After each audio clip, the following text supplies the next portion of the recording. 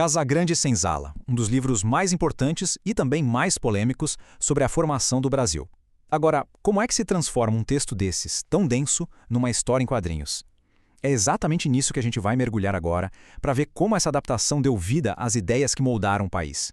A grande ideia do livro, sabe, é que o Brasil nasceu da mistura. Uma mistura muito intensa e muitas vezes bem violenta entre portugueses, indígenas e africanos. Vamos ver então como os quadrinhos contam essa história de encontros, de conflitos e de adaptações que, de um jeito ou de outro, definem a gente até hoje. Ok, vamos começar pelo básico. O título. Ele já entrega o jogo todo. De um lado, a Casa Grande, o centro do poder, a casa dos senhores, da família patriarcal. Do outro lado, a Senzala, o lugar dos escravizados. Toda a história do Brasil colonial se desenrola justamente nessa tensão, nessa interação entre esses dois mundos. O nosso roteiro aqui vai seguir a própria história. A gente começa com essa ideia de reimaginar um livro tão importante. Depois, vamos conhecer melhor esse colonizador português e o mundo indígena que ele encontrou por aqui. Aí a gente vai ver como essa união foi marcada pelo conflito e como, apesar de tudo, acabou dando origem a uma mistura cultural que é única no mundo. Primeiro de tudo, vamos combinar que projeto audacioso, né? Pegar um ensaio de sociologia super complexo e transformar numa narrativa visual acessível para todo mundo. É como pegar ideias abstratas sobre a alma brasileira e dar a elas rostos, cenários, ação de verdade. E a primeira peça desse enorme quebra-cabeça é o colonizador português. E a HQ mostra uma coisa que é crucial.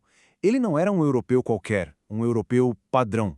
Ele já era, na verdade, um produto de outras misturas. Alguém que já tinha sido moldado por outras culturas muito antes de pensar em cruzar o oceano.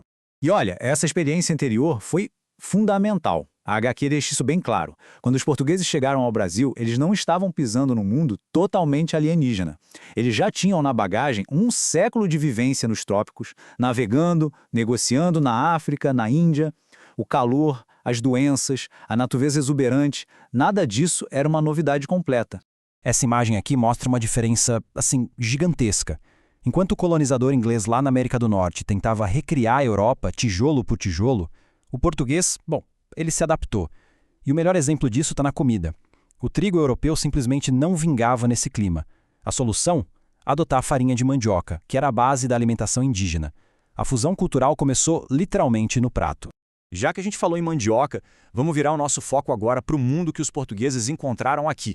Porque não era uma terra vazia, de jeito nenhum. Era um lugar com tecnologia, com cultura e com conhecimentos muito profundos e super adaptados àquele ambiente. E aqui tem um ponto que é vital. A colônia simplesmente não teria sobrevivido sem o conhecimento indígena. Tudo começava pelo mais básico, pela comida. Sem a tecnologia dos povos originários para cultivar e preparar a mandioca, a aventura portuguesa aqui teria morrido de fome. Simples assim.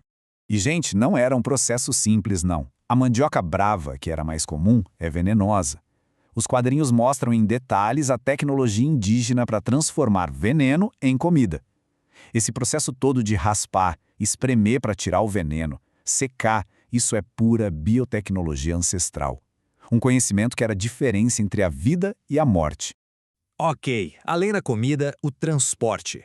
O Brasil era uma terra de rios gigantes, que eram as verdadeiras estradas da época.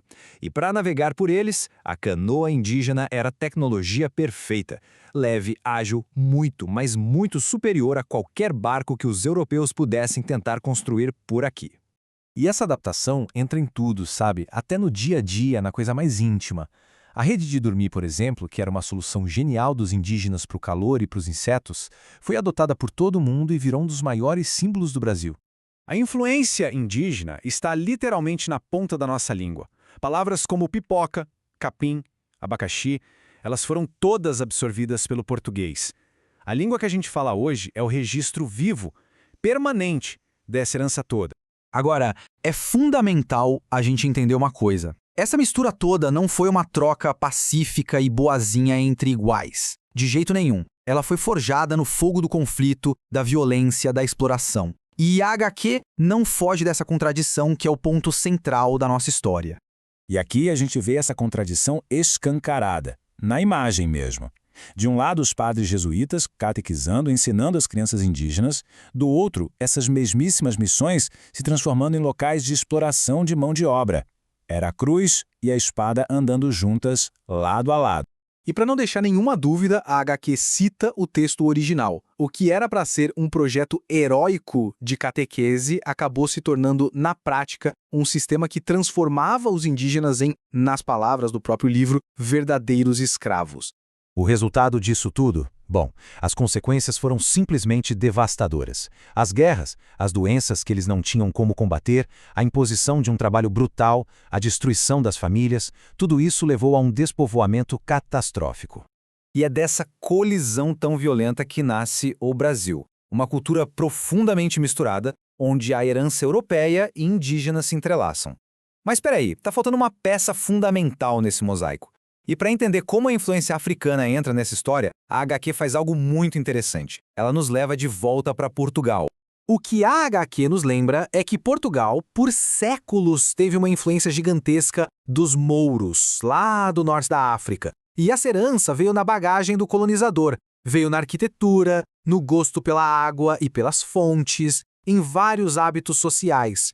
Essa capacidade que o português já tinha de absorver outras culturas preparou o terreno para a nova e intensa mistura que ia acontecer aqui no Brasil. É só a gente olhar por aí.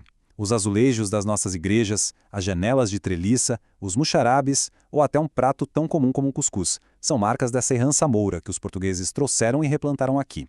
E aqui, elas se misturaram de novo com as influências indígenas e africanas. É a prova de que a gente é, na essência, uma mistura de misturas. No fim das contas, o que essa adaptação em quadrinhos faz é nos forçar a encarar a nossa própria origem. Uma história de adaptação, sim, mas também de muita violência, de fusão, mas também de uma desigualdade profunda. E a pergunta que não quer calar é: como essa história, com todas as suas luzes e todas as suas sombras, continua moldando o Brasil que a gente vive hoje?